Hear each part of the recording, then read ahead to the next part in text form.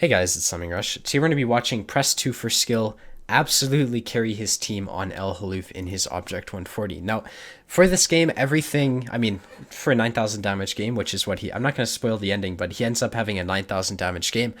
In games like this, everything lines up. So he's got 357 matchmaking, there's no RD, and what you're going to notice right off the bat is they're going to have a 140 go south. They've also got an IS-3 who's spotted over here who's going to be going sniping. This is information that I'm pointing out on purpose, but what he's going to do, the reason I pointed out the 140 is because the play he's going to make right off the bat is basically dictated off what the 140 does. I'm not sure whether he does this on purpose or not, but what he's going to do is he's going to stop to take shots at this WZ-132 as he drives into the typical C2 location. That's generally where mediums go. Now, as he shoots at this light tank, what I have found is when I go to C2, I always want to be the first tank there. Because if you're first there, you get to the corner first. Stopping for a light tank, even though it gives you a free 1,000 damage, and if you're trying to 3-mark something, that's great and all. Generally speaking, if you stop to shoot a light tank like that, you give up this corner, and that's not what happens. And the reason that doesn't happen is because the 140 is in the south. So because he stopped, 9 times out of 10, if the 140 had gone to B2, he would not be able to hold this angle because the 140 would already be here looking for shots. But the 140 is in the south, so he's able to do this, and that's why his play to shoot at the light tank worked. And obviously, if the 140 hadn't been south, he should not have been poking on this corner because it would have cost him 320 HP. So right here is the Jesus Christ, what a snapshot from that WZ. Press 2 for skill is lucky that the WZ bounced, but at the same time the WZ's lucky that he even hit press 2 for skill, so it goes both ways. What you're going to notice is he's going to do the standard brawling type of play on this map. Now you're going to notice the ISM is pushing up, but the way he does this is if someone's looking at him, he's not going to poke. Now the reason he's not going to do that is because it would cost him HP. He's in a 140, the 140 cannot trade alpha with tanks, and generally speaking, it's not smart to trade shots with people because I don't know. I like to say that your hit points are worth more than the enemy's. So it's not smart to trade shots with people, even if you're just going to do like 5% more damage. It's just not worth it. So that's exactly what's happening here is he's only going to be shooting at people who are not looking at him. And eventually what's going to happen is he's going to be able to move up. Typically, the way I try to deal with tanks who are in this location is I try to get to where the ISM is, but press 2 for skill is probably going to do it better than I would typically do. And what he's going to do is he's going to come up to this ridge, and the way he's going to deal with this ridge is perfect in my opinion. The advantage to playing here as opposed to where the low and the ISM is when you're playing in this location, there's generally TDs who are going to be sitting back here and they won't shoot you. Now the way press 2 for skill deals with this situation is because like he's in a 140, right? He's not a patent. He doesn't have the gun depression to hit these guys. What he does is he drives up onto this ramp, and that's going to decrease his gun depression or increase his gun depression, I suppose. And that's going to give him shots on the 5120, whom he low rolls, and the 5120 puts a shot into him. But that's exactly how he's going to deal with this, and this is perfect as far as I'm concerned because the bane of this position when heavy tanks fall back to here is TDs, because TDs just hold left click and farm you. And so by the way he's fighting, he's able to avoid those TDs, and that's going to give him an advantage. Now what he's going to do is eventually there's going to be a low who basically YOLOs this 5A. He still, despite the fact that the low is YOLOing, it's very intelligent of him. He doesn't expose himself to TDs. He notices a light tank, however, who's sniping in the back, and he's going to focus him down because he wants to kill the support vehicles so they can't run away and just farm him basically as he shoots at the tank in front of him. So it's a bit of focus fire, I guess. I don't really think it matters who he shot at in this situation. What's going to happen is the 5A is going to die, and typically the second this happens, you see there's this one-shot WZ-132A. Immediately after you clear out every single tank in this area, the immediate response, generally speaking, depending on what the enemy has, of course, if they have like a 268 who hasn't been spotted, you don't do this immediately. Generally what I will do is I'll drive around and flank anyone who's in this location. Now, press 2 for skill asked me to talk about potential mistakes.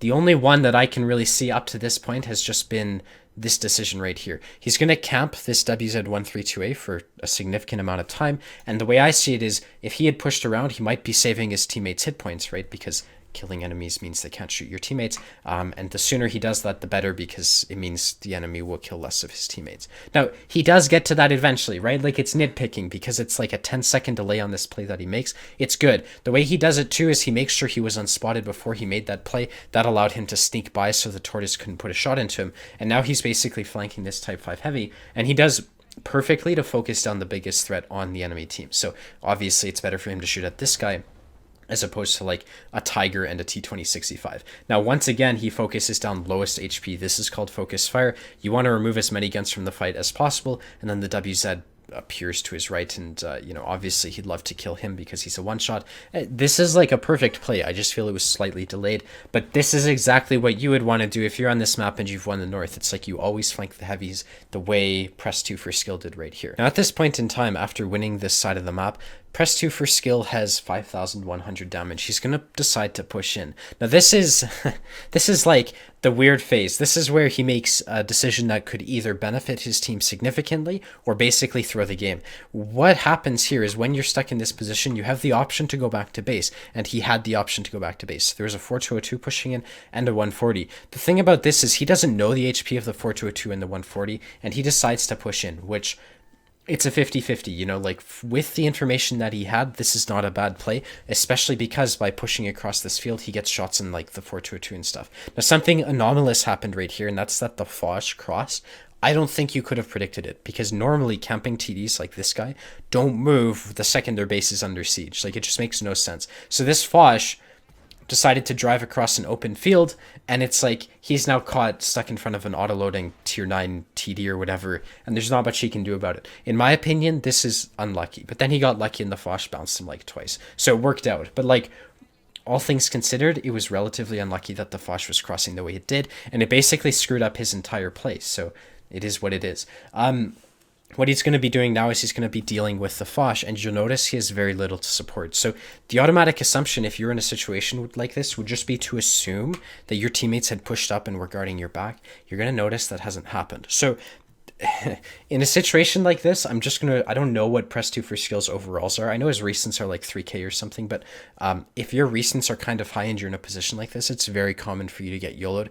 It would be something that I would kind of be concerned about, because for all you know, that Tortoise is coming to YOLO you, which, it just seems to be a very common type of thing. So he's going to start pushing up. His teammates have moved up. It's lucky that they have. The ISM is in the back, but that's fine. He's got two teammates with him. And what he's going to do is he's going to start digging out the Tortoise. Now, the Tortoise hit him for 230, which bounced, so he knows the Tortoise is stock. And this timing, absolutely perfect. Like I said, he basically got YOLO'd. Now, I don't know what his overall stats are. I don't know if it has anything to do with that. But if he had stayed, that Lorraine absolutely would have killed him, and he knew the Lorraine was going to die. So what he's doing is he's looking for that Tortoise to make sure the Tortoise wasn't trying to pincer them or anything. Now, being a typical TD driver, this guy hasn't moved at all, and he's going to be able to put shots into the commander's hatch, or whatever the hell it's called, of the Tortoise, as that guy just sits there, because it's a Tortoise.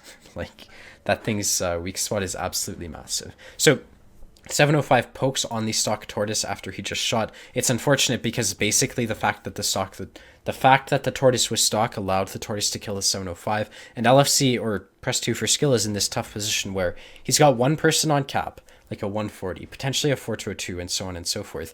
And he really doesn't know what's happening. Now, if you take a look at the map, the Foch was obviously flanking here. He's not in a position where he can reset. He's made his decision. He has to try to win this fight. So worrying about the base in a time like this doesn't really matter. He has to deal with the issue in front of him. So what he's going to do is he's going to focus down the Foch. Now, if you look at the way the Foch is driving, the Foch is obviously reloading because he wasn't even looking at press 2 for skill. So press 2 for skill did an absolutely amazing job to push that guy, and something that just happened is an IS-3 killed the Tortoise. Now, at the time, who would notice an IS-3 in this? This is the type of guy that you wouldn't notice on the map because he's so useless. Like, you would never check there to look for an IS-3, but there's an IS-3 there, so you know that the IS-3 just killed a Tortoise or killed your teammate or whatever. So I think it was this guy he killed, and then the 140 appears and then he gets the kill. But the information that he has right now is that the 140 is dead on B2. He's probably not being flanked. He's got 3 tanks or so in the enemy base, and I would think that going back to base, which is exactly what press 2 for skill is going to do, is going to be the right call, because he does not know if the C75 is going to beat the FE422 because it was a 2v1. Going back to base, playing it safe is absolutely what he should be doing, and that's what he's doing. So we can fast forward this because he's running back to base just in case the E75 dies, and the E75 eventually wins. And what he's going to do is he now needs to create a plan of attack to decide how he wants to push into a sniping IS-3, a sniping Tortoise, and a UDES, and we don't know where the hell that UDES is. All right, so if you're in a situation like this, the question is, what would you do? Well, typically the way that you want to deal with a situation like this is you want to just get information, because you really have no clue where anyone is. Now, this is amazing because I wanted to talk about it. In situations like this, when you're in a carry situation and there's less than 5 tanks left, camping TDs love to move around. So someone who sat in base all game, and you'll notice this, if you're ever carrying and there's like some asshole who's been sitting in base all game, or for example in D7 all game, and then suddenly the game goes to like less than 5 tanks per team, that guy will leave for whatever reason. Like there's like this threshold for campers, and once a certain number of players, like teammates, die, then they feel comfortable to move, and that's generally at about 5 tanks. Now, you'll notice the IS-3 camper is moving, and so is the Tortoise, and his decision to run away basically saved his ass race here. Now, because he's in this position, he's able to put very decent shots into the IS-3, and what that's going to allow him to do is it's going to allow him to shoot at, like, spot the IS-3 for the E75. But I just want to highlight this. The reason this position worked, the reason this worked is because he ran away. So if you're ever in a position and there's less than 5 tanks, and there's been like 3 snipers, I would suggest using the mobility of your medium, because it's very common for people to try to YOLO you, like this IS-3 and the Tortoise tried to YOLO him. And if you assume that enemies are, I don't know if he did this on purpose, right? To me, it was like he was going back to base. But what you can do is you can do this on purpose. You can say, I was just spotted in this last location. Why don't we like take a guess, take a risk that they'll YOLO me and set up just in case as if they are going to YOLO me. And that's effectively what happened here, whether or not it was on purpose or not. That's like a mind game that you can use to try to outplay your opponents. So what it does is that play right there gets him a kill on the IS-3 for free. Now the problem is, Press 2 for skill has 8,600 damage, and he only has 6 shells left. I mean, he's got 1 HE, but, you know, he doesn't really have enough shells left to win this game. He needs the E75 for help. So what he's going to do is this is where, in my opinion, maybe the second mistake happened, is he's going to push in. Now, the way he does this is absolutely correct. Now, the way you would kind of, if you were to guess as to where the UDES would be, you would want to guess in the strongest position possible. Generally, that's going to be up in A0 because there's bushes that people can use in A0. And LFC, or Press 2 for skill, is going to do this perfectly. He's going to push in, and eventually what's going to happen, like, he's doing this intelligently. The way you have to do this, if you're pushing into a situation where it's you as a 2-shot into enemies and you don't know where the enemies are, you have to clear every single position and then try to guess as to where people are. So, for example, if I was in this situation, I would guess that the UDES is at A0. And then you want to look for information, such as using your 6th sense or whatever, to either confirm or deny that. I mean, you might spot the UDES sitting in A0 if he is, but, you know, you can use other tools other than simply the spotting mechanism.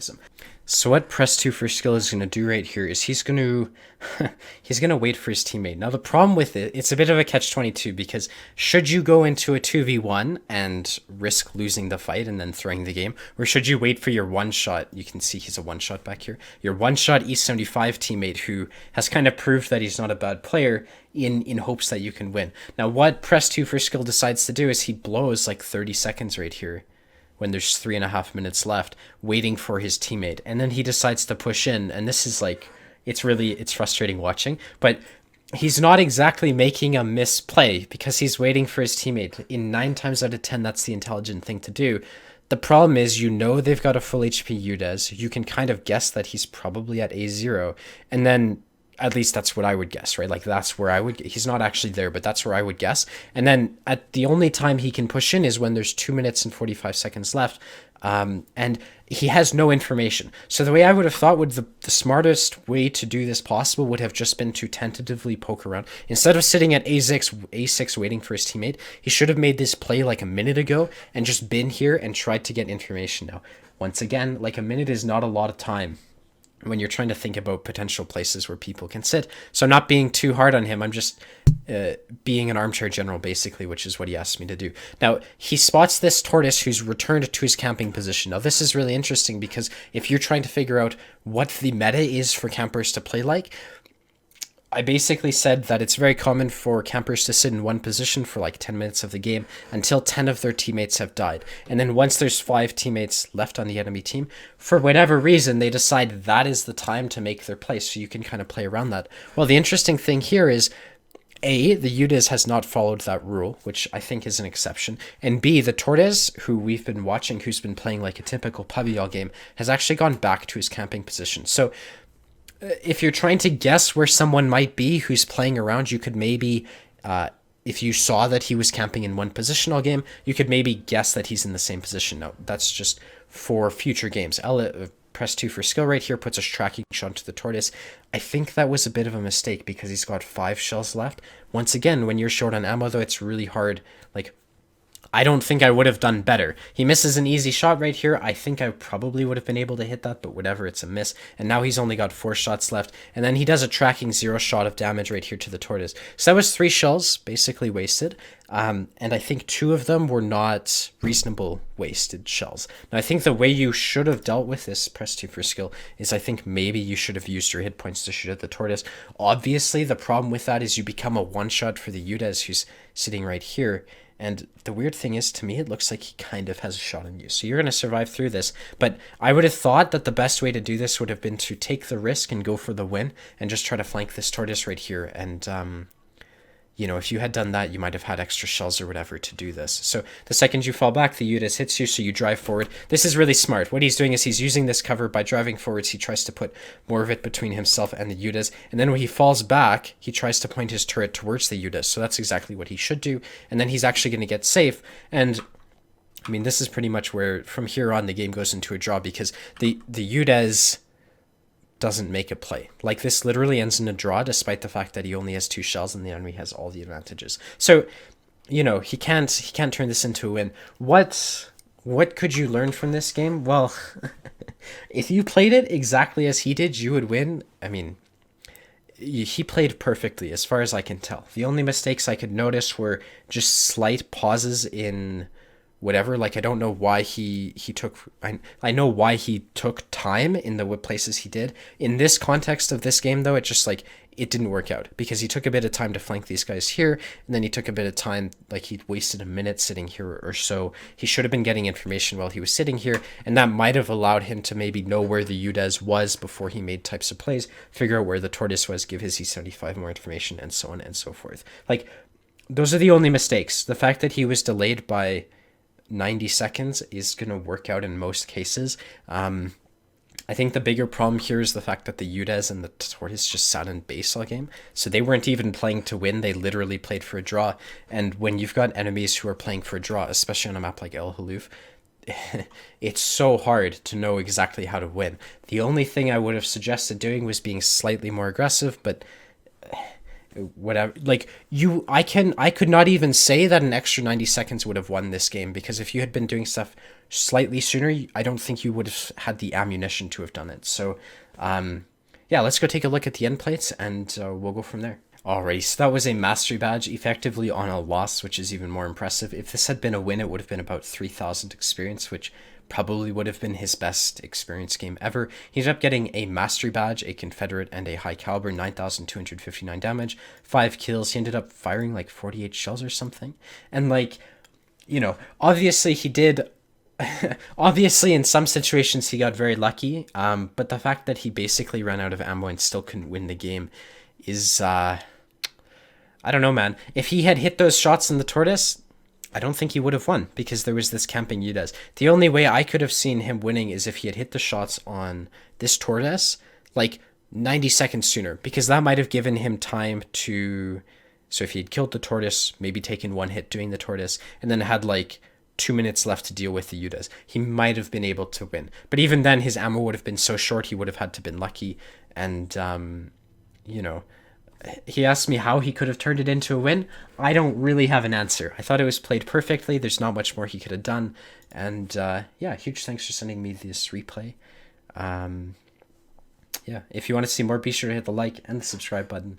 And I hope to see you around. Later, guys.